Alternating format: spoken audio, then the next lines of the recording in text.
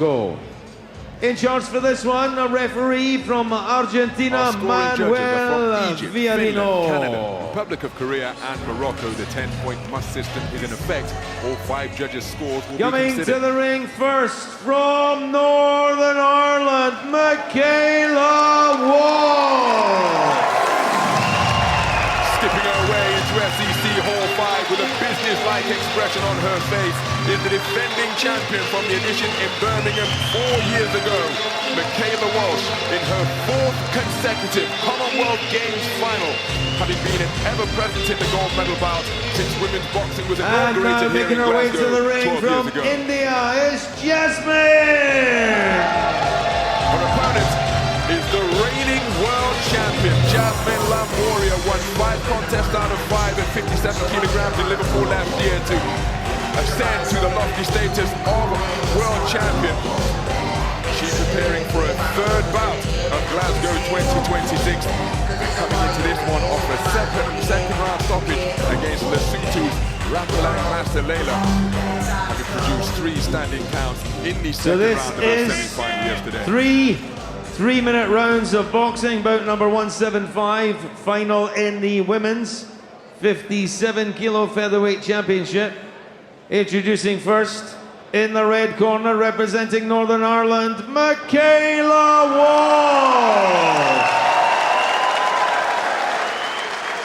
And in the blue corner, representing India, Jaismine.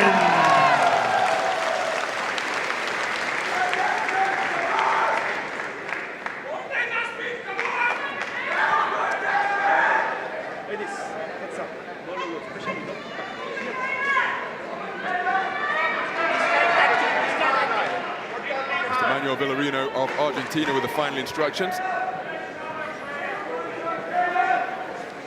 Round 1. What a contest we have in store in this battle for 57 kilogram Commonwealth Games gold in the featherweight division. It's between the reigning defending champion and the reigning world champion. The woman wearing red is Michaela Walsh, 33 years of age. She's part of a 12-strong Northern Ireland boxing team. 5 of them made it through to the semi-finals. She won 3 finalists contesting gold as she seeks to retain her title. The southpaw wearing blue is India's Jaismine, just 24 years of age, and she, the reigning champion. Each of these women competing in their 3rd bout of Glasgow 2026. This bracket made up of 9, so there was only 1 bout in the round of 16. The rest of the boxing is getting underway at the quarter-final stage, and the referee Manuel has already indicated to both that he wants to see some contact, he wants to see some action, because approaching a minute gone, what we have had is feinting on the edge of range in this battle between cagey, cautious counter-punchers, and he's telling them again, listen, we've got to see some action. Who will break the deadlock as Jaismine reaches for a left cross to the body? Michaela having to work hard to try and get inside of that really long lead arm in the southpaw stance of Jaismine. Both just trying to feint their way in, but that's their styles. You know, Walsh is back on the back foot again. She's being forced to come forward here. And in a contest of counter-punchers such as this, as Michaela Walsh got through with the left hand, but it was countered as she sought to find her exit route, scoring punches at such a premium. It heightens the tension even further as Michaela Walsh got through in that exchange, which was initiated by Jaismine. But when there is such a low output of scoring shots, tantamount to watching a tightrope walk here, because just a single scoring shot can be the difference. Remember, in the scoring criteria in the rules, effective punching is the most important. Everything else is secondary and tertiary to that. Walsh just trying to nick some points by hitting to the body there while they were caught up in the clinch. They weren't very hard punches, there were some scoring punches there, but again, just working away on the outside. Jaismine coming forward. Trying to sneak her way in with a raiding attack, but the 2 boxers find themselves entwined on the inside. 30 seconds to go, and a moment of significant sustained quality could well be decisive in this opening round, with the concentration has been immense, but the punch output very low indeed.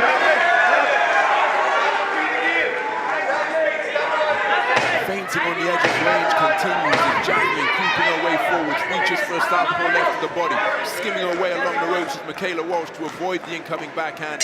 And there's the bell to conclude a very cautious, cagey opening round of boxing in this women's 57-kilogram final. Which way is this one going to go? Both boxers having success, but they were so few and far between. Such was the cautious nature of the opening 3 minutes. Judges might like the forward pressure of Jaismine. So the cards have been returned, and it is a 3-2 split in favor of Jaismine. Judges 1 and 2 from Egypt and Finland preferring the work of the defending champion.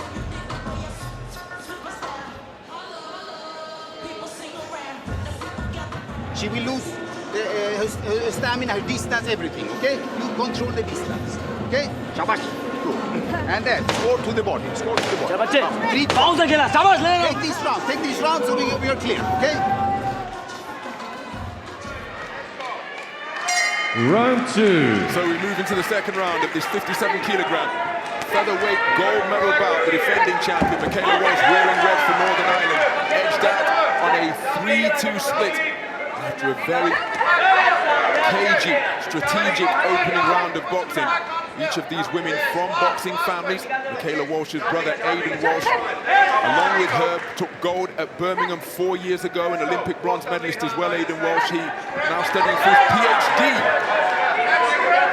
as part of the Northern Ireland boxing team support staff here on hand in Glasgow. As for Jaismine, her great-grandfather won back-to-back Asian Games gold in 1966 and 1970 at the heavyweight division. She scored with a wonderful, stiff lead right jab, but she credits her uncle for getting her involved in the sport, which she took up as a teenager.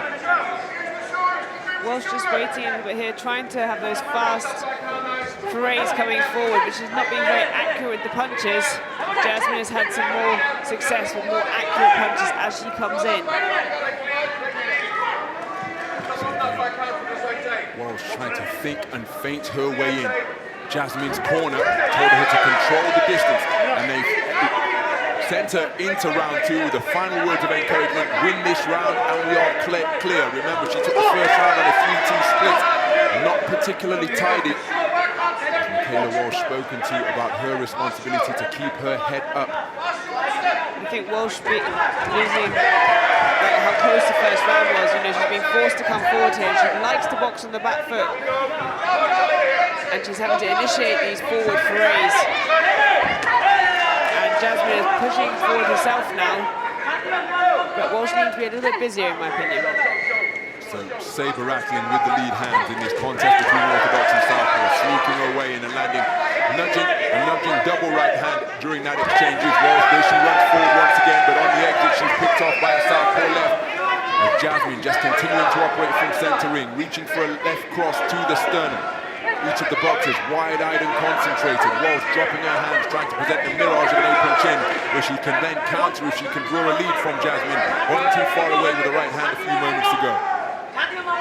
Jaismine still pecking and prodding with that lead hand, trying to invite Walsh to come forward so she can land those accurate punches. As you can see there, she was step back backhand, just Walsh wasn't brought into it. Each boxer feinting, but the feints have to be convincing, remember, in a bid to bring about a response. Look at the battle for front foot position in this matchup between orthodox and southpaw. Toes almost being treaded on as Jaismine got through the left cross a few moments ago. That brings a flurry of activity from the fist of Michaela Walsh. Another cautious round ended by a glancing left cross to the belt line of Michaela Walsh from Jaismine. Remember, she took the first round on a 3-2 split. Michaela Walsh tried to get onto the front foot, but she was ran into the blue-fisted combinations of Jaismine on many of her forward forays, and that is why she's taken the second round unanimously. And just as her coach suggested, take the second round and they are clear. They are clear on 3 of the 5 scorecards. The majority of judges preferring the work of Jaismine. She leads 20 points to 18 after 2 completed rounds. Judges 1 and 2 have it all square at 19 So points. edge and forward slip, and continue off that, okay? So take a wee step forward before you actually attack. That's it. Okay? Every time you draw that backhand, you got to go, Michaela. Okay?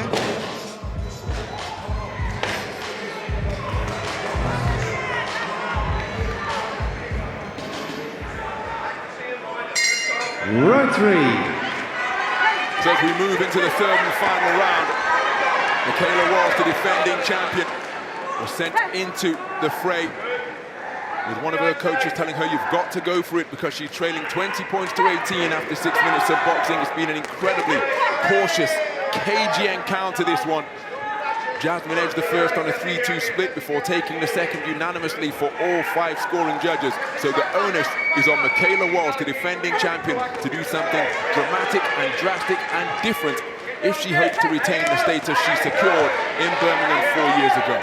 She had success with a leaping left hook there, but Jaismine just getting wise to what was coming through, has turned herself back and taken the centre of the ring, popping out those long, straight jabs again, especially that lead jab, which she's had such success with. So by making it through to the bout, Jaismine just straightening out a single, using the space of the ring now to avoid the attempted left hands of Michaela Walsh. She was a bronze medalist in Birmingham 4 years ago, and she said that it was her mission to come here and improve that to gold. She's already improved on the bronzes. Bustling away with a burst of shoe-shine punches to the body is Michaela Walsh. Not particularly powerful, but touching Jaismine around her ribcage. She heard the national anthem at the World Championships in Liverpool last summer as Walsh gets through with a good right hand, and she said she wants to replicate that feeling here in Scotland's biggest city. Michaela having success with that lead backhand, coming in with it twice, but again, Jaismine just picking her off as she's coming forward with that head down low. Again, nudging away to the body as the two boxers find themselves shoulder to shoulder at close range is Walsh. As Jaismine just sticking and moving very effectively indeed, scoring with those long, straight punches, making an asset of her attribute of longer range and reach.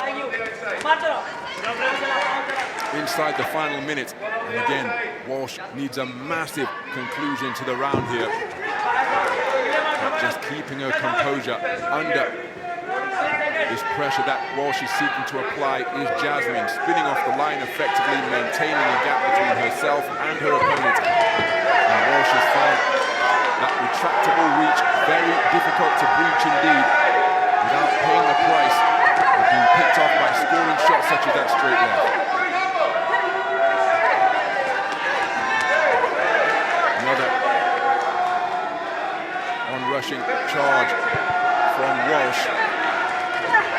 Right jab and cross from Jaismine. And that 10-second clapping means that Jaismine is on the cusp of securing victory here in this 57-kilo final. The two most successful nations from Birmingham 4 years ago facing off in the second gold medal bout of this 16th session of boxing.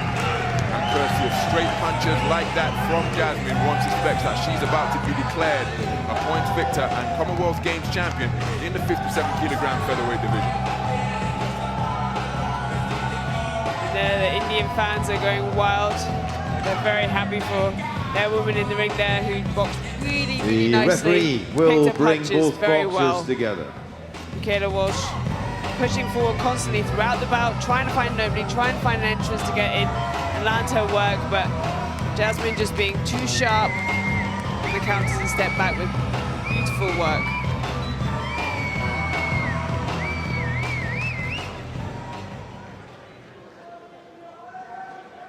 We have a unanimous decision.